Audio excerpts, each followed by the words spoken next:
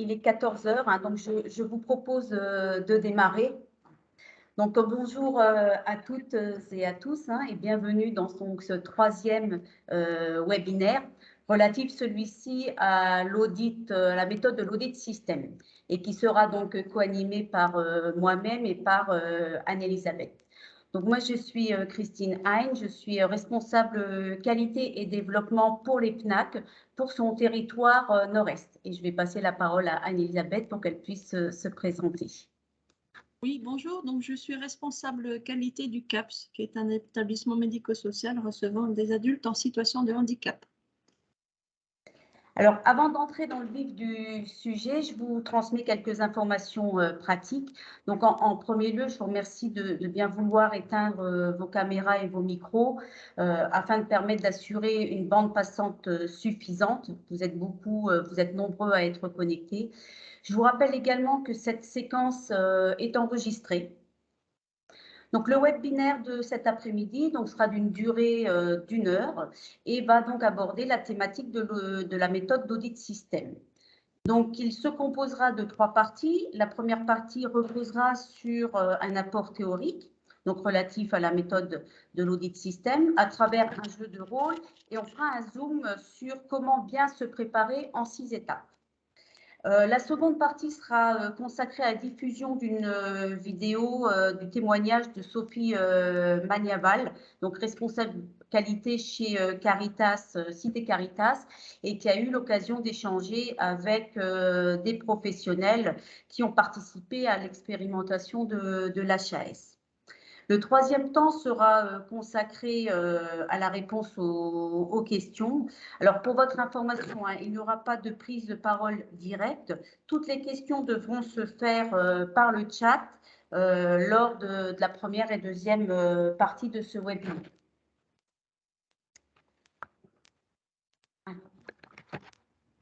On va pouvoir lancer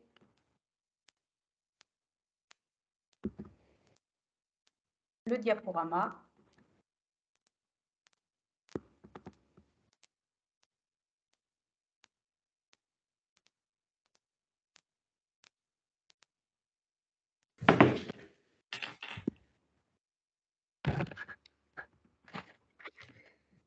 Donc, le webinaire va vous aider à vous approprier la méthode de l'audit système. Donc, comme je vous l'ai dit en introduction, hein, on va d'abord aborder la partie théorique. On fera donc un retour d'expérience et le troisième temps sera consacré aux questions et aux réponses. Donc, l'audit système, qu'est-ce que c'est? L'audit système permet d'évaluer un processus pour s'assurer de sa maîtrise et de sa capacité à atteindre les objectifs fixés. L'audit système repose donc sur l'ensemble des éléments constitutifs du processus, suivi de la rencontre avec la gouvernance et les professionnels de terrain. L'évaluation va partir de l'examen du processus avec tout ce qui concerne la consultation documentaire et l'entretien avec la gouvernance, donc par les évaluateurs externes, et va aller jusqu'à la vérification de sa bonne mise en œuvre réelle sur le terrain. En fait, c'est quoi un processus? Alors, un processus représente en fait toutes les activités relatives à un sujet pour aller d'un point A à un point B. Donc, par exemple, si on prend le processus admission, dans toutes vos structures, quand vous avez un processus admission, vous allez mettre en œuvre un certain nombre d'activités. Ça peut être, par exemple, ce qui concerne la préadmission. Il peut y avoir des entretiens de préadmission. C'est comment on va gérer l'arrivée des notifications de la MDPH, les listes d'attente, etc. Et vous allez avoir un certain nombre d'activités jusqu'à la signature du contrat de séjour. Donc, ces différentes étapes vont constituer le processus. Et concrètement, que veut dire maîtriser un processus? Alors, on maîtrise un processus quand chaque personne, chaque intervenant dans ce processus, donc notamment les professionnels, chaque professionnel connaît les tâches qu'il a à accomplir, va être en capacité de respecter les procédures et va aussi prouver avec un certain nombre d'éléments de preuve. Hein. Si on reprend l'exemple de l'admission, du processus admission, ça peut être un compte rendu d'entretien, ça peut être la signature du contrat de séjour, va pouvoir amener les preuves qu'il a bien réalisé l'ensemble des activités conformément aux procédures. Et que veut dire atteindre les objectifs fixés? Alors, aussi bien dans le cadre d'un processus que dans les activités qu'on va réaliser, on va avoir des objectifs qui sont fixés. Là, si on prend par exemple le processus admission, un des objectifs, ça va être de, par exemple, respecter les délais pour la signature du contrat de séjour. Ça peut être aussi comme objectif avoir évidemment 100% des contrats de séjour signés par les deux parties. Voilà, ça, ce sont des objectifs.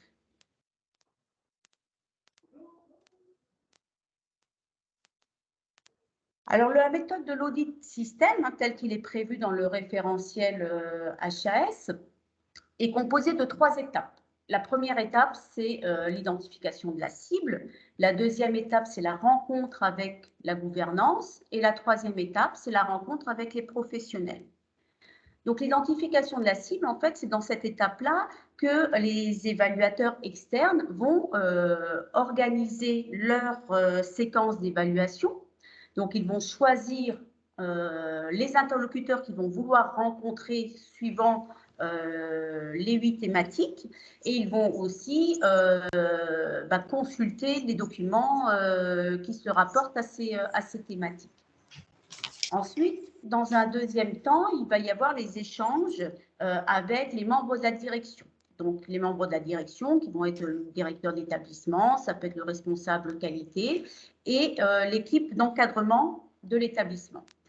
Et dans la troisième étape, on va avoir les échanges avec les professionnels de terrain. Ce qu'il faut bien retenir aussi, c'est que l'ensemble des 8 thématiques du chapitre seront passées en revue.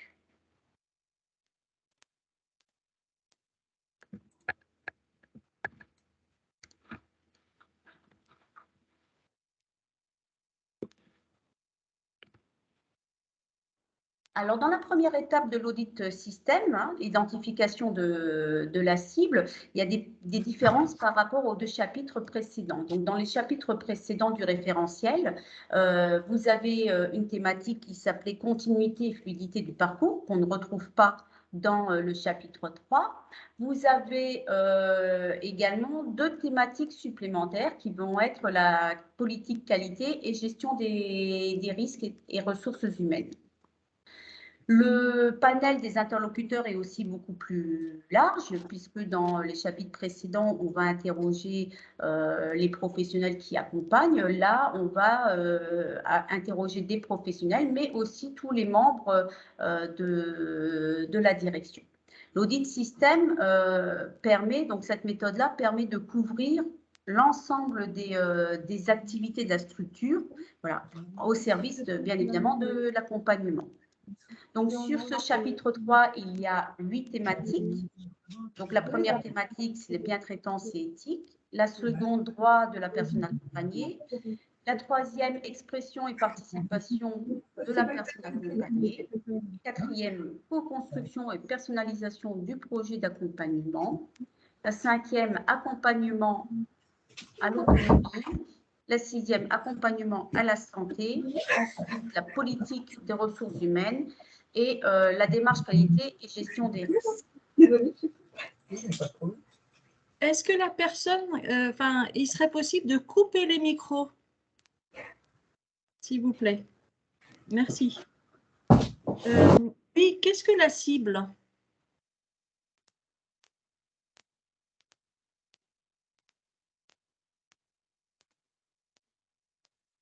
Qu'entend-on par la cible, Christine? Le micro de Christine est désactivé. Ah. Madame Hein, votre micro, s'il vous plaît. Ah ben écoutez, voilà. C'est bon. Oui, je disais, qu'est-ce qu'on entend? Qu'est-ce que la cible?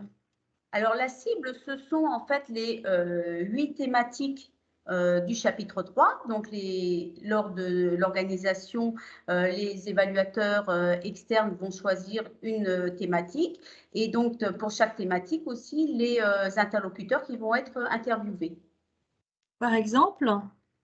Alors, par exemple, si on choisit les critères liés aux ressources humaines, les évaluateurs vont consulter les documents relatifs aux ressources humaines. Donc, ça peut être la politique RH, la politique de recrutement d'une personne, d'un nouveau salarié. Et ce sont donc là les responsables des RH et les encadrants de la structure qui vont être audités. Et qu'entend-on par passer en revue les thématiques?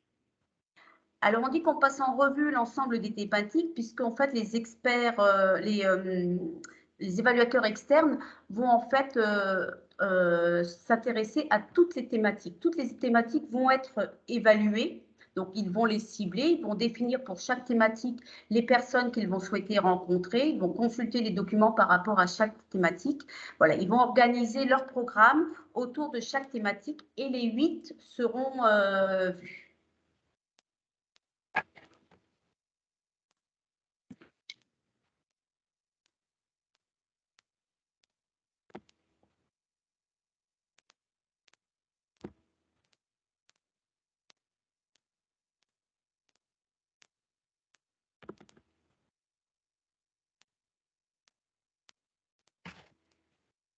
La deuxième étape de la méthode de l'audit système, donc c'est la rencontre avec la gouvernance. Donc là, les évaluateurs externes vont échanger avec les membres de la direction et avec les membres de l'équipe de l'encadrement. On va retrouver et on va repérer les critères, puisque ce sont les critères qui vont commencer par le SSMS définit sa stratégie.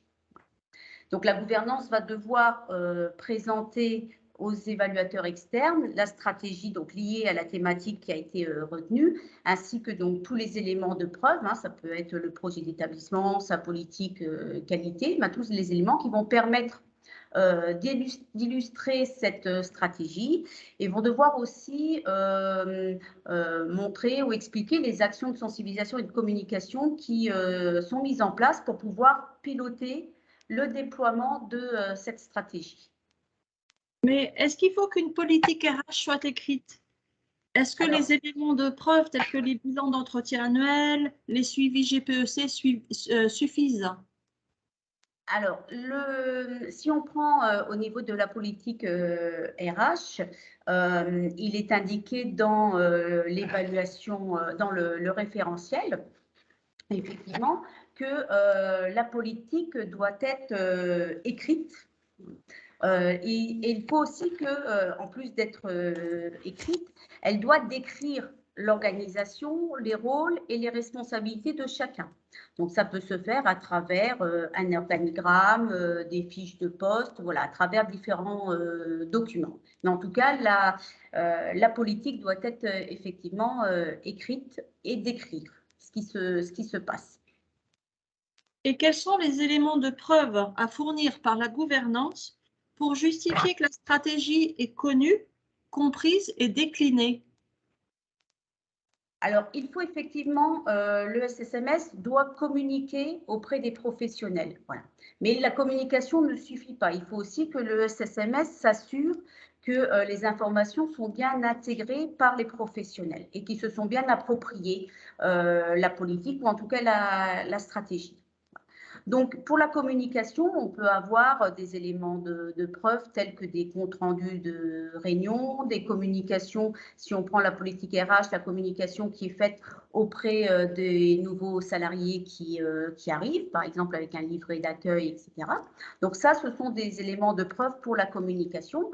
Par contre, après, pour prouver que les professionnels se sont bien appropriés cette stratégie, ça passera par la connaissance des procédures, le respect des procédures, les audits internes.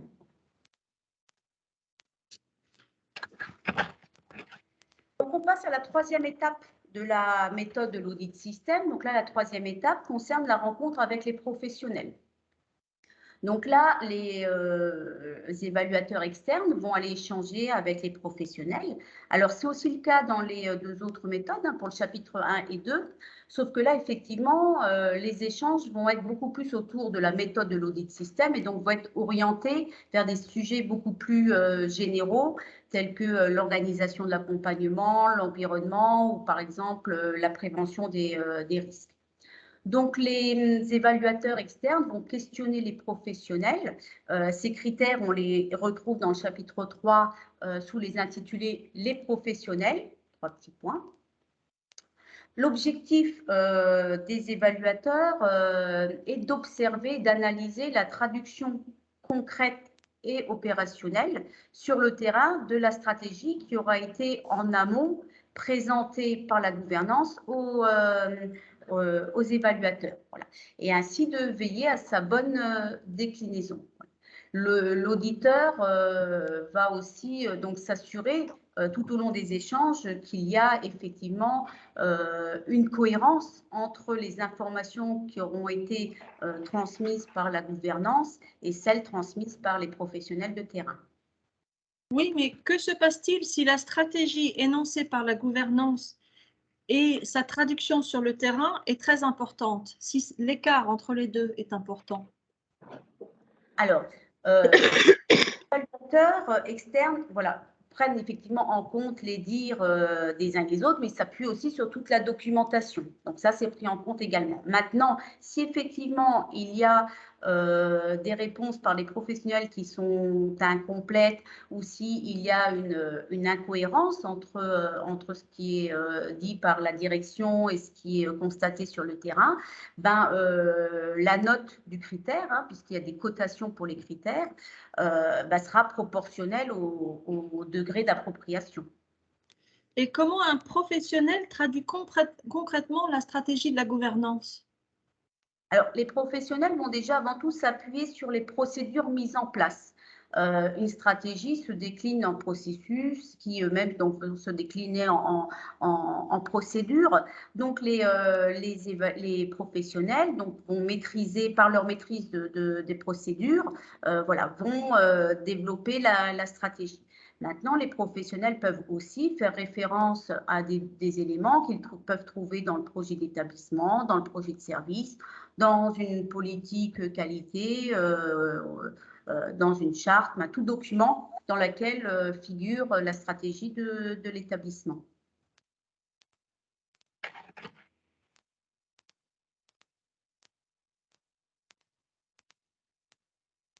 Donc, pour bien se préparer à un audit, donc nous avons repéré en fait 6 étapes. Hein. Donc, la première étape qui est de bien s'approprier les critères du chapitre 3. La deuxième qui est de recenser déjà tous les éléments de preuve qui ont pu être mis en place par les structures pour répondre à chaque critère.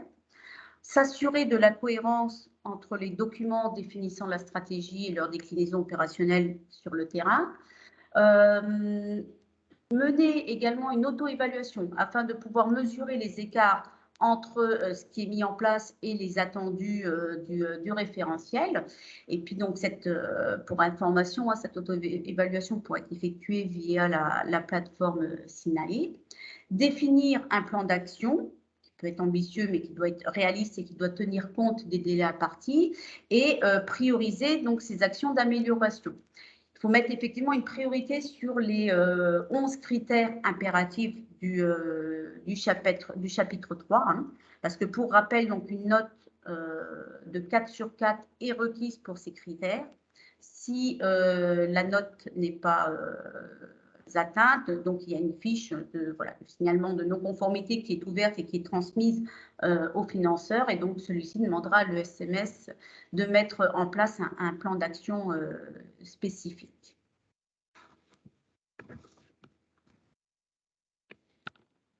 Donc ces étapes, hein, donc la première étape pour bien se préparer, c'est bien s'approprier les critères du chapitre 3. Voilà. Donc, vous avez dans le manuel d'évaluation les différents critères, et sur ces fiches, donc vous avez deux objectifs, les critères qui sont fixés.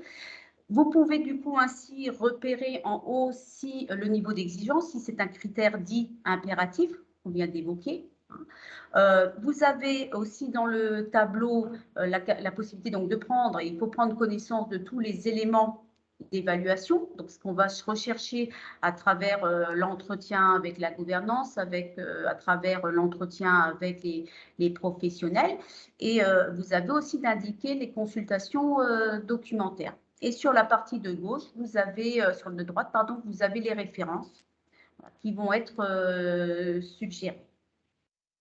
Est-ce que la liste est exhaustive? Est-ce qu'on doit être en possession de tous les éléments qui sont indiqués?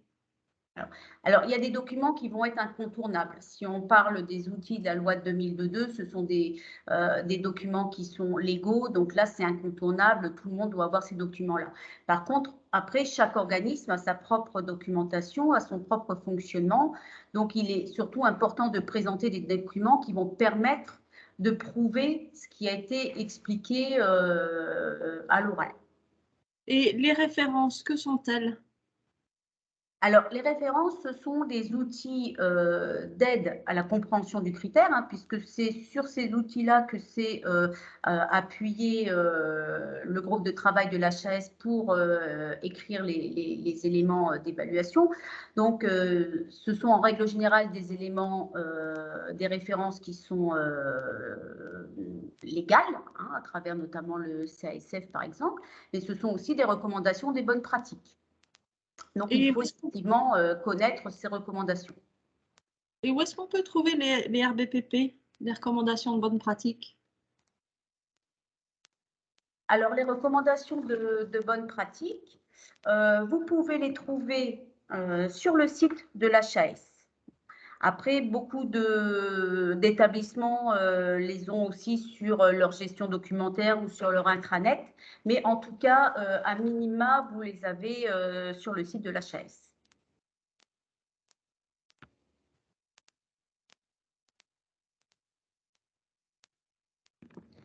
Alors, la deuxième étape pour bien se préparer, c'est effectivement de recenser tous les éléments de preuve qui ont déjà été mis en place pour répondre aux critères. Donc, cette étape, elle peut être réalisée en groupe de travail participatif avec des représentants de chaque métier. Par exemple, si on aborde la thématique de la démarche qualité et gestion des risques, voilà, on va avoir un des critères qui est les professionnels déclarent et analysent en équipe les événements indésirables et mettent en place des actions correctives.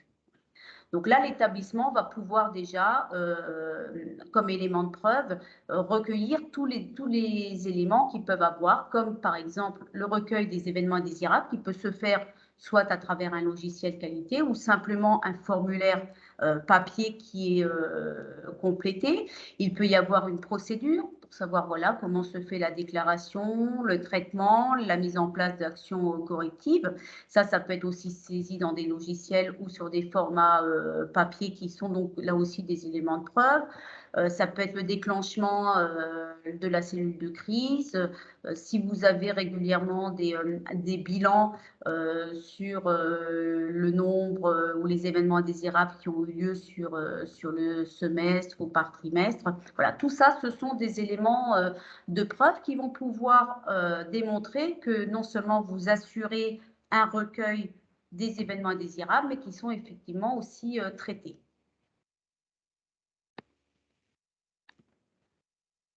La troisième étape, c'est s'assurer de la cohérence entre les documents donc définissant la stratégie et leur déclinaison opérationnelle selon donc les critères. C'est ce qu'on évoquait déjà tout à l'heure. Là aussi, si on reprend la thématique donc bien-traitance et éthique, on va avoir un critère qui va demander à ce que le SSMS définisse donc sa stratégie en matière de bien-traitance. Qui partagent une définition commune avec l'ensemble des acteurs.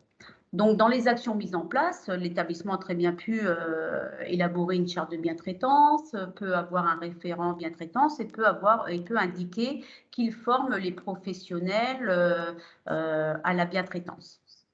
Donc, dans le critère concernant là les professionnels, vous avez un critère qui est les professionnels sont régulièrement sensibilisés et ou formés à la bien-traitance. Donc là, en allant questionner les professionnels, on va aussi vérifier qu'effectivement, ils ont été sensibilisés ou formés et que ça répond bien à ce qui a été défini dans la stratégie mise en avant par le SSMS. Alors, pour bien se préparer, il faut aussi mener une auto-évaluation. Voilà.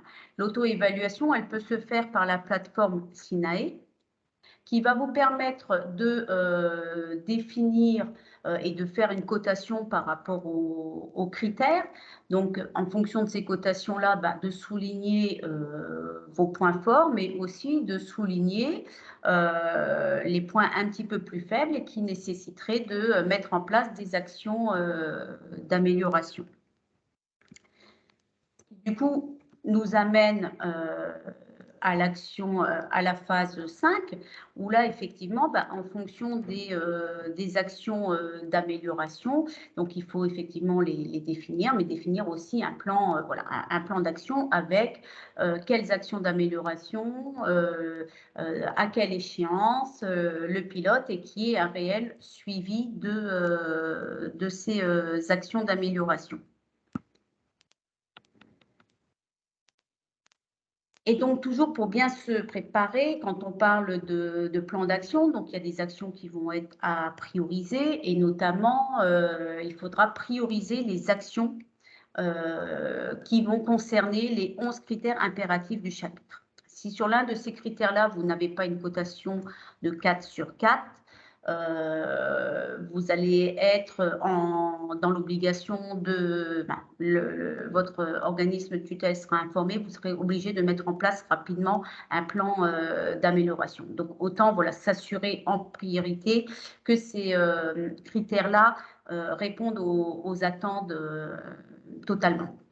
Donc, pour le SMS, les 11 critères, on en a pour le SMS qui va être donc le SSMS définit avec les professionnels un plan de prévention et de gestion des risques de maltraitance et violence au bénéfice des personnes accompagnées. Le SSMS traite les violences des faits de maltraitance, traite les signalements de faits de maltraitance et de violence et met en place des actions correctives. Le SSMS communique sur le traitement des plaintes et des réclamations aux parties prenantes. Le SSMS organise le recueil et le traitement des événements indésirables. Le SSMS communique sur le traitement des événements indésirables auprès des parties prenantes. Le SSMS définit avec les professionnels un plan de gestion de crise et de continuité de l'activité et le réactualise régulièrement. Le SSMS communique son plan de gestion de crise en interne et en externe. Et pour les professionnels, donc on a les professionnels respectent la sécurisation du circuit de médicaments. Les professionnels analysent en équipe les plaintes et les réclamations et mettent en place des actions correctives. Et les professionnels déclarent et analysent en équipe les événements indésirables et mettent en place des actions correctives. Donc voilà, il faut être très vigilant sur ces critères impératifs. Les critères impératifs sont au nombre de 18 sur l'ensemble du référentiel et il y en a 11 sur le chapitre 3.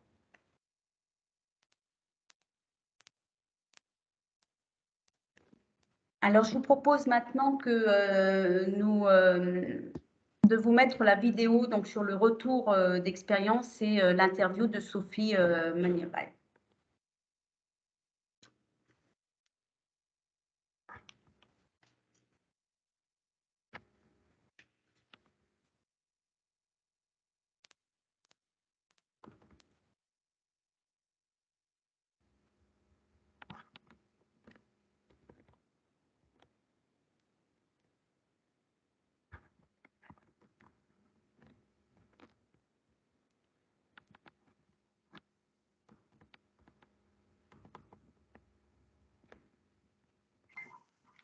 Bonjour, je suis Sophie Manival, responsable qualité de Cité Caritas.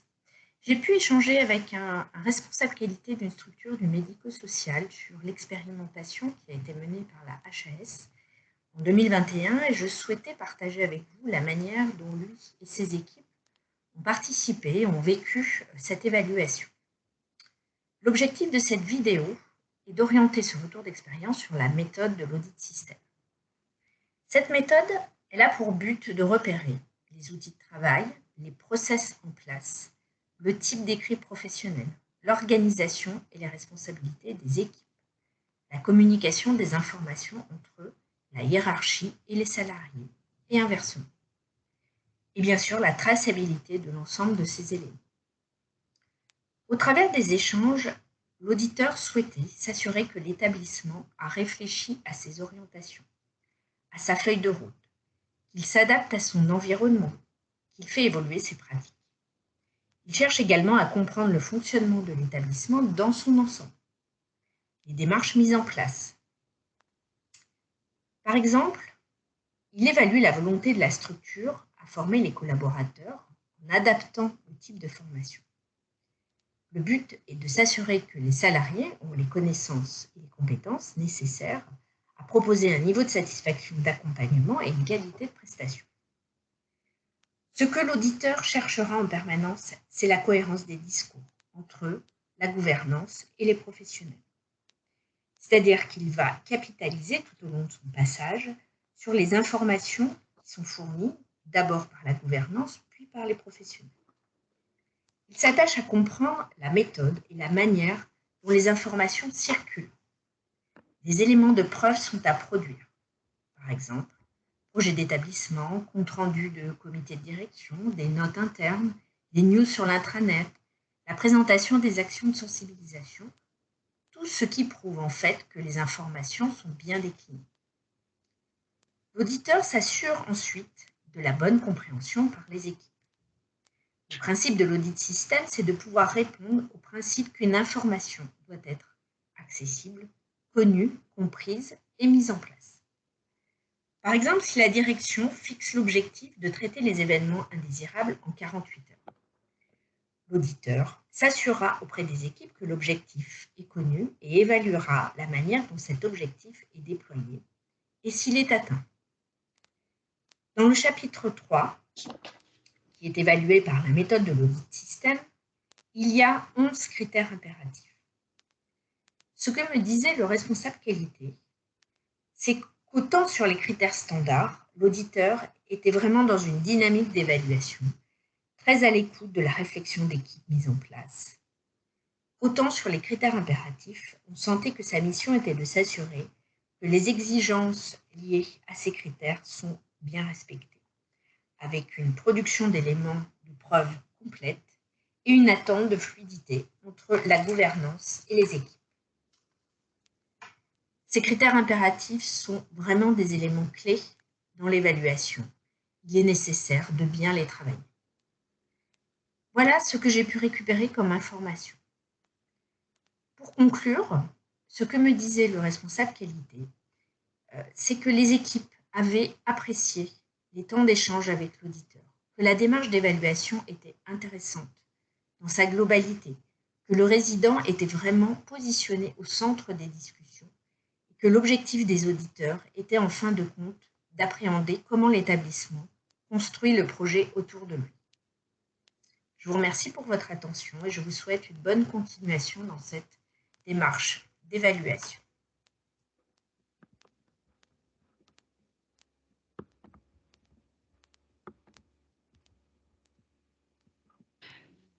Merci, merci beaucoup aux intervenants pour la première séquence de présentation qui était très complète, et puis à Madame Magnaval que je remercie également pour cette préparation de vidéo. C'est important effectivement dans cette démarche, au-delà de l'aspect voilà, théorique et des textes, de bien pouvoir aussi avoir ces retours de terrain et ce recul-là. Et c'est bien aussi l'ambition de ces webinaires, de pouvoir vous apporter cette expérience-là, vous qui allez, voilà, qui êtes déjà engagé dans cette démarche d'évaluation de la qualité. Donc nous allons passer sur la dernière séquence de ce webinaire. Nous avons eu quelques questions. Alors, une première question pour ceux qui auraient pris le train en marche. vous aurez à disposition, à l'issue du cycle de webinaire, l'ensemble des supports et des vidéos, puisque ces webinaires sont enregistrés. Donc, on vous mettra tout ça à disposition. On a vos coordonnées mail, donc vous pourrez relire et vous replonger dans ces différentes séquences. Il nous paraît important, effectivement, de vous mettre à disposition le maximum de ressources. Alors, nous avions deux questions qui tournaient toutes les deux autour du périmètre de cette évaluation. Alors, on va la décliner, du coup, cette question sur le périmètre en deux sous-questions. Est-ce que c'est l'ensemble des processus d'organisation ou quelques processus ciblés par les évaluateurs? Donc ça, c'est la première sous-question liée au périmètre. Et la situation d'un organisme gestionnaire qui gère plusieurs établissements, qui est évalué finalement? Est-ce que c'est l'organisme gestionnaire et ou l'établissement? Est-ce que vous pouvez nous éclairer sur ce point, s'il vous plaît? Alors, normalement, à travers, pour ce qui est du périmètre, hein, quand les personnes vont aller sur la plateforme Sinae, en fait, c'est la plateforme Sinae qui, avec le numéro de SIRET, va définir effectivement les questions et les critères qui relèveront de la structure. Les informations qu'on avait effectivement eues de la chaise. D'accord, merci. Merci beaucoup. Est-ce que vous souhaitez compléter, Madame Landau, ou c'est... Non, non, non. Juste petite précision, vous pouvez couper le partage d'écran désormais. Merci beaucoup. Alors, on a une autre question. Avons-nous intérêt en amont de l'évaluation de clarifier nos processus et nos sous-processus, pardon, pour faciliter la préparation des professionnels à ces entretiens? Clarifier les processus et sous-processus. Alors, je ne sais pas si ça vous paraît clair dans la formulation.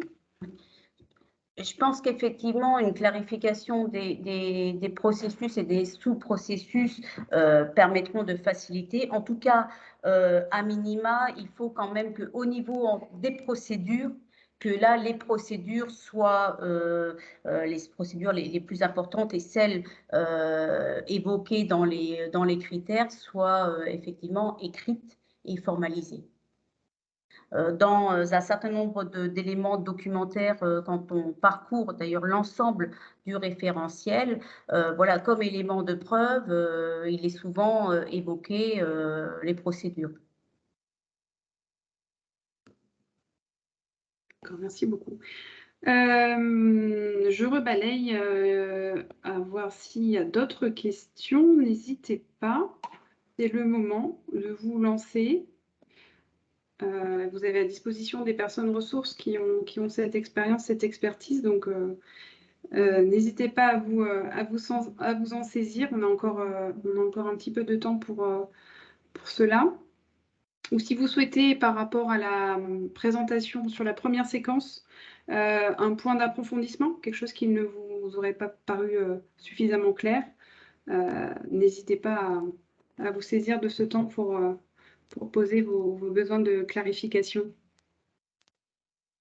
Alors, juste peut-être pour compléter au niveau des procédures, effectivement, si des établissements n'ont pas beaucoup de procédures écrites, il faut effectivement, je pense qu'il est important en tout cas de faire cet effort-là avant l'évaluation.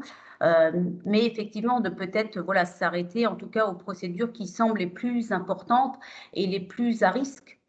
On a évoqué tout à l'heure les événements indésirables. Là, effectivement, sur ce type de critères, il est important que chacun sache ce qu'il a à faire et comment il le fait et de pouvoir s'appuyer sur une procédure écrite. En tout cas, là aussi, dans les actions d'amélioration, prioriser, s'il y a des procédures à écrire, les procédures qui sont effectivement les plus importantes et qui sont aussi dans des critères dits impératifs.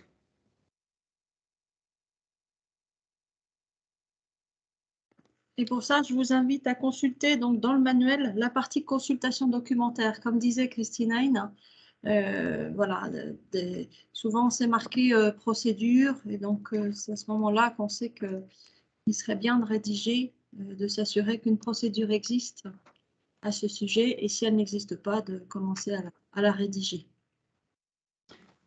Et du coup, en lien avec une nouvelle question, est-ce qu'il est indispensable d'avoir une politique qualité qui soit écrite, rédigée, formalisée? Est-ce que l'écrit est essentiel, important? Oui, c'est un des critères qui figure dans le manuel, je ne sais plus lequel, mais il est bien spécifique, la politique qualité devait être rédigée. En fait, ça va être l'élément de preuve. Quand on va voir si, par exemple, sur la démarche qualité, hein, on demande le SSMS définit, donc un des critères, c'est définit et déploie sa démarche d'amélioration continue de la qualité.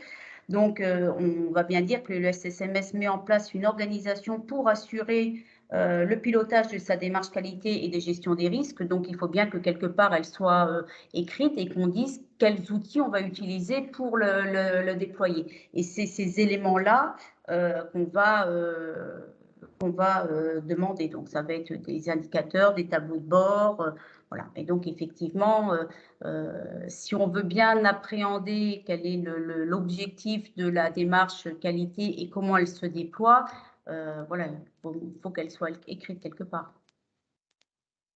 D'accord, merci beaucoup.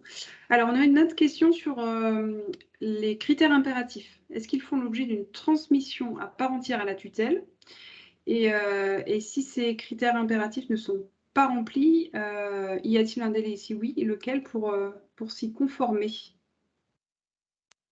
Alors, ce que dit ce que nous a communiqué comme information l'HAS, c'est qu'effectivement, si un des critères impératifs n'a pas la cotation de 4 sur 4, l'évaluateur, mais en tout cas les évaluateurs externes, vont devoir faire en fait un rapport et une fiche de signalement à l'organisme de tutelle.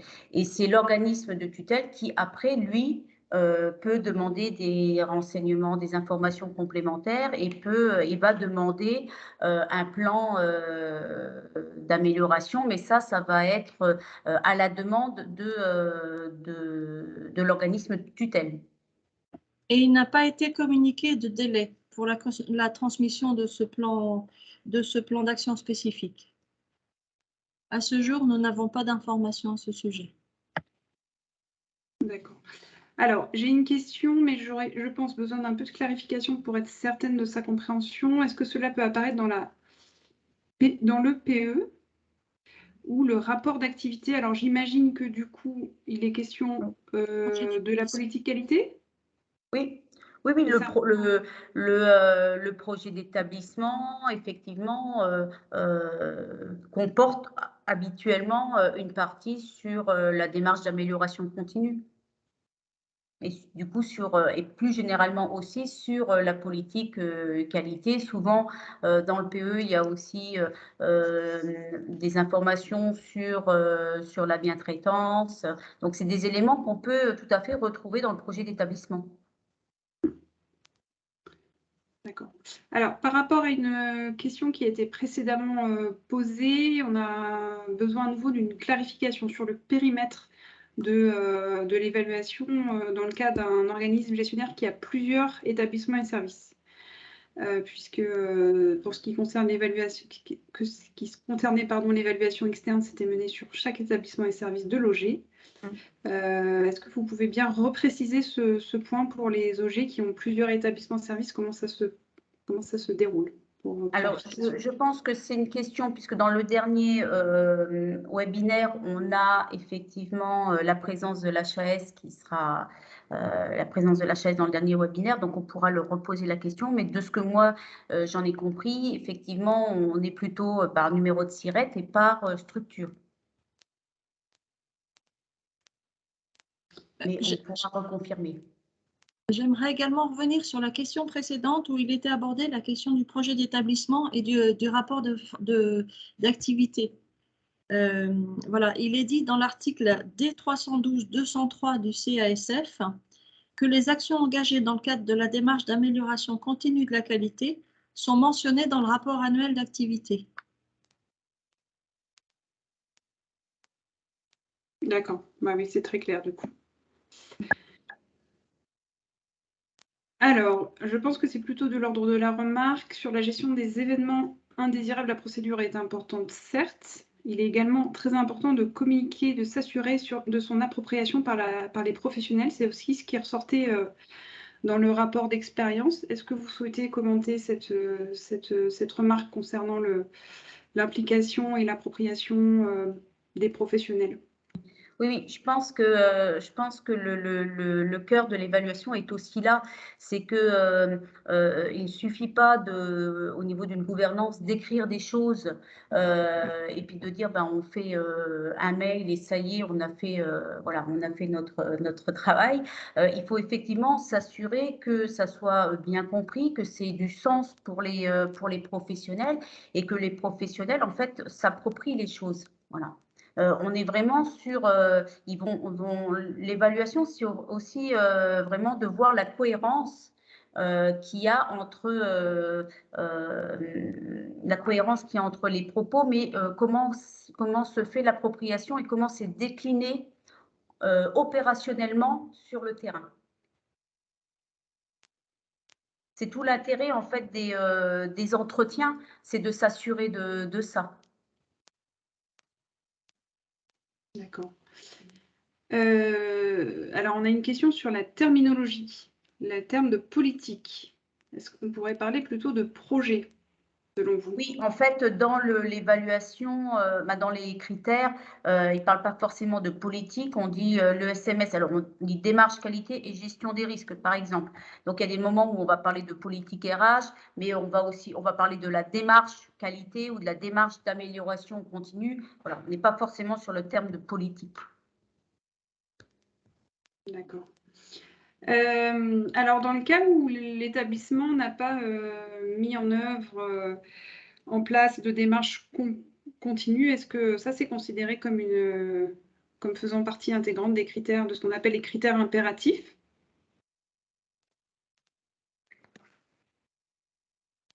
Alors, je dirais oui et non. La démarche d'amélioration continue, donc le fait de déployer une démarche d'amélioration continue, c'est pas un critère impératif, on est sur un critère standard. Par contre, sur les critères impératifs, on a le recueil des plaintes et le traitement des réclamations, on a le recueil et le traitement des événements indésirables. Voilà. Et dans le traitement, en règle générale, voilà, on doit aussi mettre en place des actions d'amélioration pour éviter que ce type d'événement se reproduise. Donc, on est quand même voilà, sur de l'amélioration continue aussi, par ce biais-là en tout cas. Et là, tout ce qui est traitement d'événements indésirables, réclamation, on est sur des critères dits impératifs.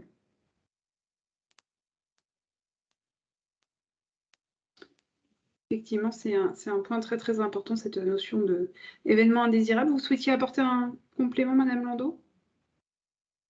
Non? Est-ce que nous avons d'autres questions? Alors, j'ai vu une main levée. Je ne sais pas si c'était pour une question ou une remarque.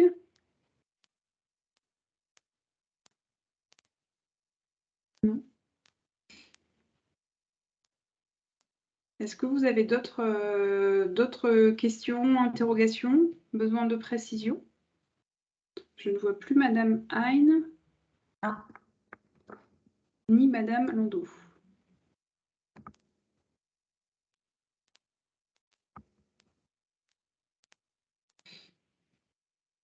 Ah oui, je ne me vois plus non plus. Bon, c'est un petit souci. Il y a plusieurs personnes que je ne vois plus, peut-être qu'un problème de bande passante. Pas d'autres questions, vous êtes sûr? C'est pas une obligation, mais c'est une occasion. Aujourd'hui, vous êtes plus de 80 réunis sur ces webinaires. Nous vous en remercions. On peut encore attendre quelques secondes, quelques minutes si vous souhaitez vous exprimer, ou ça peut être aussi des besoins de clarification, que ce soit sur les apports de la première séquence ou le retour d'expérience. N'hésitez pas à vous lancer.